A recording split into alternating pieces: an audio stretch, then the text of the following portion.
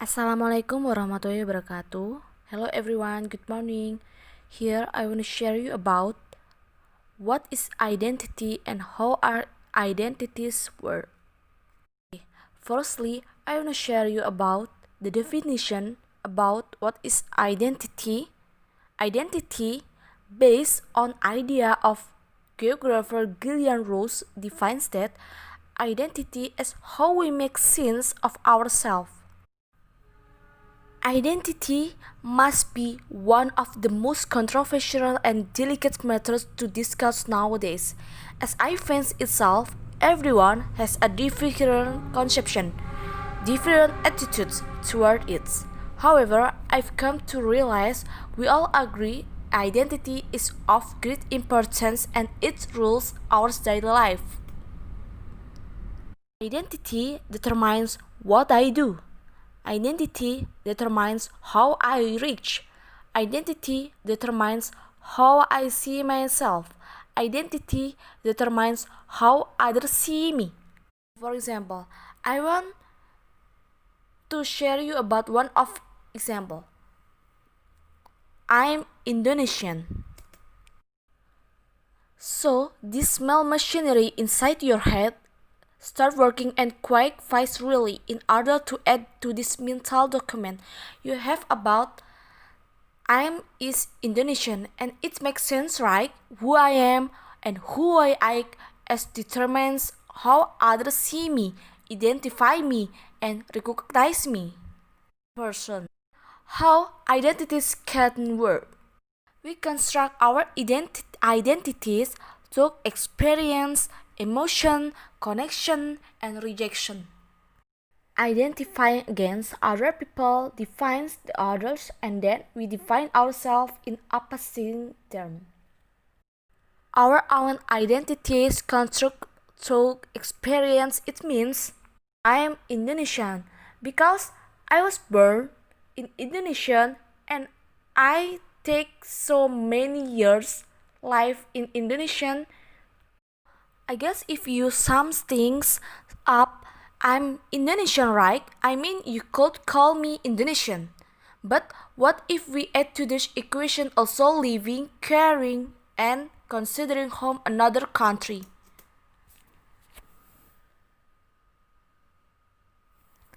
Indonesian, and nowadays I'm Korean. I personally believe that the answer is not being a traitor, but I actually think my identity is changing. So, well, all my family friends, all my childhood friends, all my family, all the street names I remember, they all lead back to Indonesian. What makes me so relaxed after so many years of calling myself Indonesian? And then I'm in Korean. I want to highlight that I'm not preciously saying that I want and feel I'm Korean. Because I still think that I need to live so many years and learn so many things in Korean. Korean is a big part of my identity nowadays. And then identity need construct with others. It means that because identity need to construct with other, the help of other to construct your identity. It's impossible that your identity is construct with yourself. It's impossible. So identity needs construct with the others. Okay, I think enough for my explanation. Let's move to the next material. Okay, now we will discuss about United Kingdom identity. The first is national identity. The term of Britain is referred to the United Kingdom as a whole. Therefore, British identity is a combination of four national identities: English, Welsh, Scottish, and the northern portion of the island of Ireland. Even Northern Ireland is not part of Great Britain Island, but it is the part of United Kingdom. United Kingdom is a unitary country located on an island in the northwest coast of continental Europe that was formerly known as Great Britain. The official name of this state is United Kingdom of Great Britain and Northern Ireland. The form of government is constitutional monarchy with two legislative houses. The head of state is Queen Elizabeth II, and then the head of government is Boris Johnson. The capital of the state is London, and the official language is English. And in Scotland, they use both English and Scots Gaelic, while in Wales, they use both English and Welsh. The monetary unit in the state is pound sterling. And then the national flag, as you can see in the video, the name of this flag is the Union Jack. The second is cultural identity of United Kingdom. Since United Kingdom is a unitary country, the culture of these states is very diverse. It is influenced by the combined nation's history and traditions of England, Wales, and Scotland. For religion and beliefs in United Kingdom, whilst Christianity is the most dominant religion, and minority religions include Islam, Hinduism, Sikhism, Judaism, and Buddhism. And then celebration. There are main celebrations in United Kingdom. For example, Christmas Day, Boxing Day, New Year's Day, Good Friday, Easter Sunday, the Queen's birthday, and a celebration called Bank Holidays. And then social stratification. Historically, a class system has operated in the United Kingdom with the upper class and aristocracy at the top of the pecking order. The next strata are known as the middle class and the working class. For the gender roles, until the middle of the 20th century, gender roles were very much male-dominated. In the 1970s and following decade, the feminist movement reflected the mood of women in the workforce and the part they played in the developing economy. And then food. There are some traditional foods in the United Kingdom. For example, English breakfast and fish and chips. Traditionally, British food typically centers around the concept of meat and two vegetarian. And then arts and popular culture. The British people have traditionally enjoyed social interaction relating to a popular culture throughout the centuries. Moreover, the cinema and music are very popular, as are the numerous social clubs across the country. And then communication style. The British have an interesting mix of communication styles encompassing both understatement and direct communication. There are some taboo things in British culture. The first is do not rest your elbows on the table. And then do not stare. Do not be overly familiar with people you don't know well. Do not ask personal questions such as how much someone earns and who they vote for elections, and etc. And then do not speak too loudly or cut into conversations. If you want to make Australia your home, it helps to gain some perspective and understanding of the Australian way of life, as it will open up a whole world of exciting new possibilities and experiences. These are the 10 things you should know about Australians' culture. Let's get started to the first one. This first one is friendly nature of Australians. Australians are very friendly people. Now, generally speaking, Australians are friendly, honest, and open-minded people. As an example, if you are on the street and you see a stranger, you generally smile and say hi to them, and most likely they are going to smile back and reply to you hi. Apart from friendly, Australians are very funny people as well. They like to make fun and crack jokes. And if you are coming to Australia for the first time, you might find it a bit challenging to understand some of their jokes. The second is sport. Australians love their sports. Sport is a huge part of the Australian way of life and national fixation. Australia has a rich history of hosting major international sport events and world championships. The third is religion.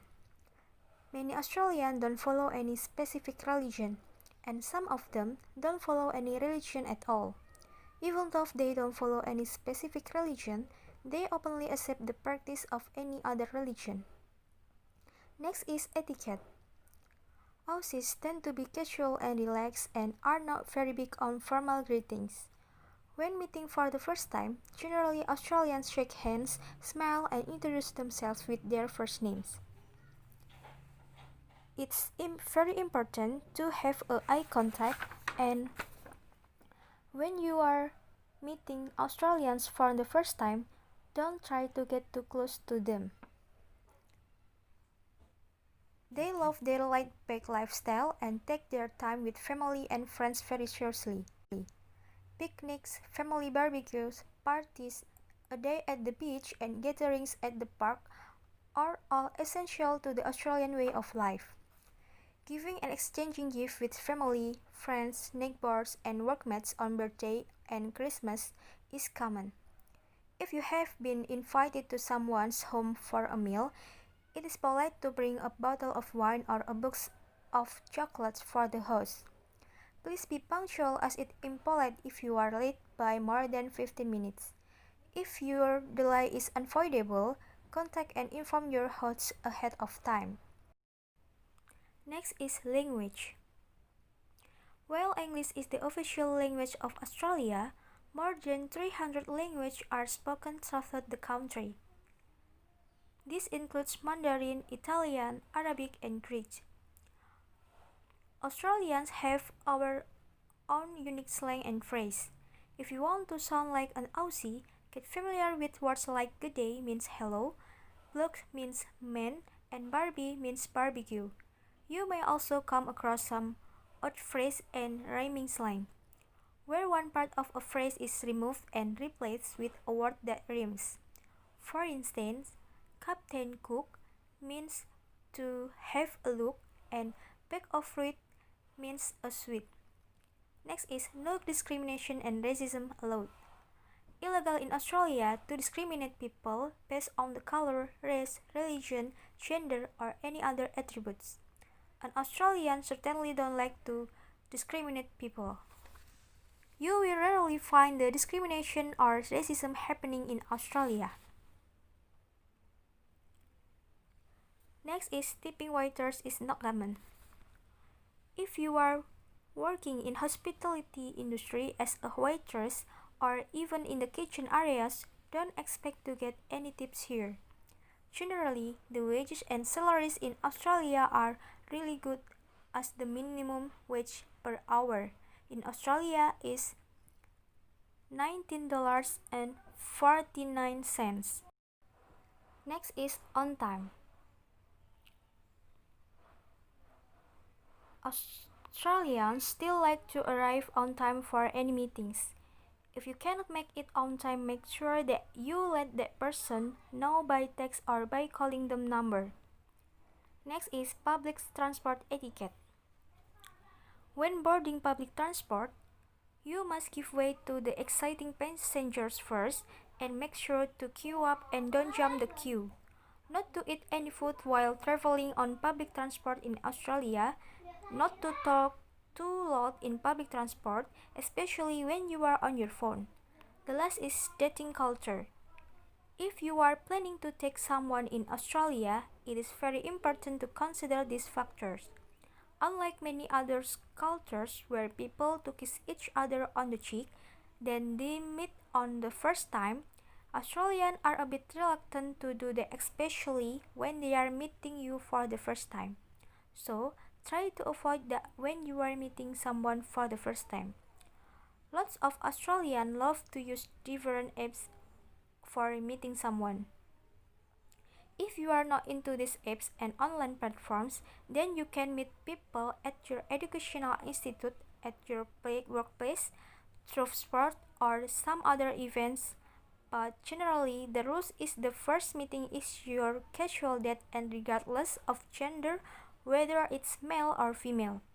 It is good idea to split your bills, which means you will pay 50-50 if you are going out with someone. Okay, now I will explain about the cultural identity of the United States of America.